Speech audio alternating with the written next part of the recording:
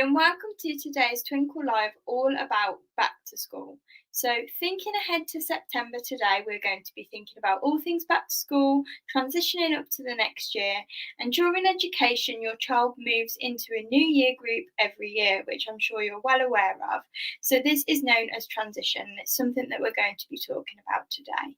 So regardless of your schooling system where you live, there is lots of things that will happen during the transition time that might make your child feel a little bit anxious, that might make you feel a little bit anxious, and that might be a little bit worrying. So we're here to help you feel more prepared about this transition. So communication between schools and teachers, it can vary, but making sure that you are aware of where your child's moving up to so that you can talk about it to your child is a great place to start. So involve your child in the transition process. You can talk about feelings and emotions, and you might like to use tools like emojis, posters, completing a back to school quiz perhaps, to get your child involved in thinking about their transition. You can ask them to use these visual tools like emojis to show how they're feeling, which perhaps they might feel more comfortable to do so rather than using something like talking about it. They might feel more comfortable to use visual aids. If you did want to have a little go at a quiz with your child, we have a very good quiz which I'm just going to share with you now.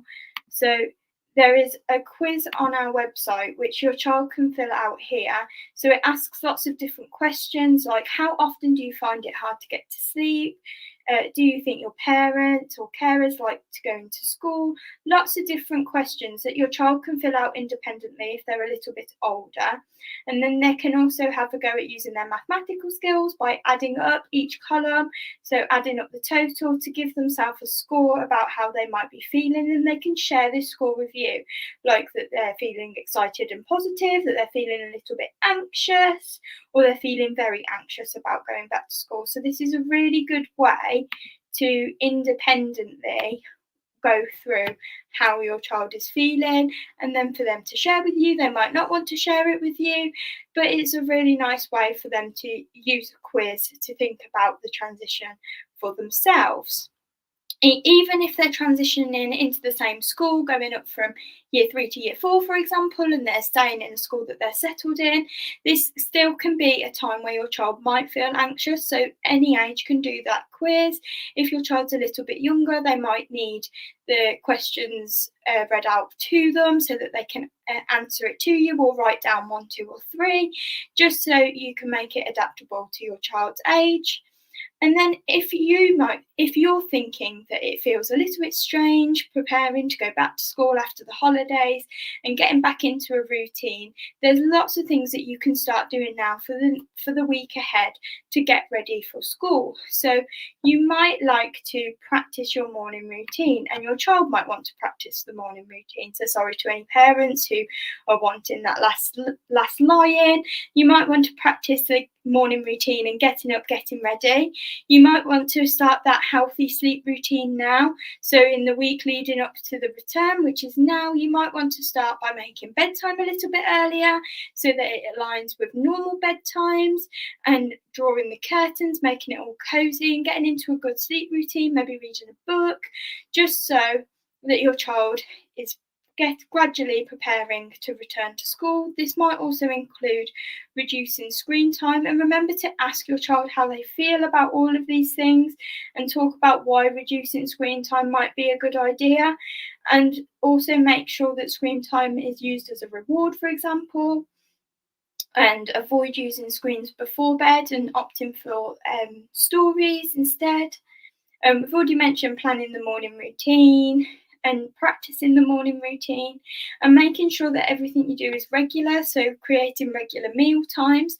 And if you want to start thinking ahead about meals, we have lots of options on our website for that give you ideas for no-cook lunchbox ideas.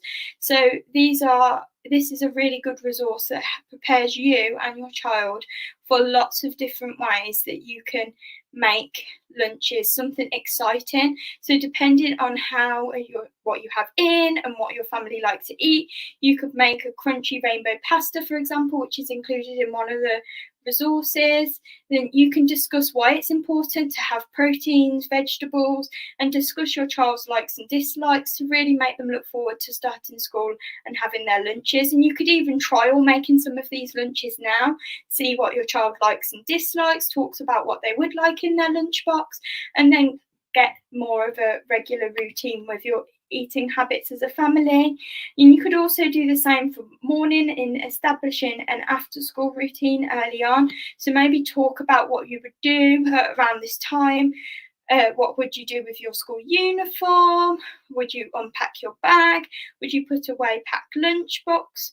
And is there any homework that your child has? And talk about your own after school routine. And you could even make your own schedule for this, scheduling in time for fun or downtime, screen time, making a nice schedule for your family, and preparing your child to make sure that everyone is staying calm, and try not to go too make sure to go to your plan, and make sure that you talk about any anxieties, so you're feeling calm and in control. That's both you and your child.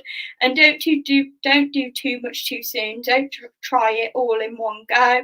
Spread it out over the coming weeks, and then even when you are at starting the first couple of weeks, ease into it to make everyone feel like it's nice, simple, and relaxed. And we have a really useful resource on our website which actually gives top 10 tips for returning back to a school routine, which you could have a look at, which should be just popped in the comments now. If you do have any questions, feel free to pop them in the comments and we'll get back to you. Just checking. No. So remember, it might feel very strange, but keeping that communication with your child, talking through how you feel and how they feel, is the best things that you can do. If you're wanting to find out more about the transitioning through schools, so if your child is moving up to year 7, going into a secondary school, or if you're in a different schooling system and you might be moving up from year 4 into year 5, from a first to a middle, or your child might be moving from infant to junior, from year 2 or year 3, I will give lots of suggestions on how you can cope with the transition into a different school on Fridays Live, and also talk about the very subtle curriculum changes that happens from year 6 to year 7 on Friday. So feel free to join me at 4:30 on Friday for that. Remember, any questions, pop them in the comments, and if not, I'll see you then.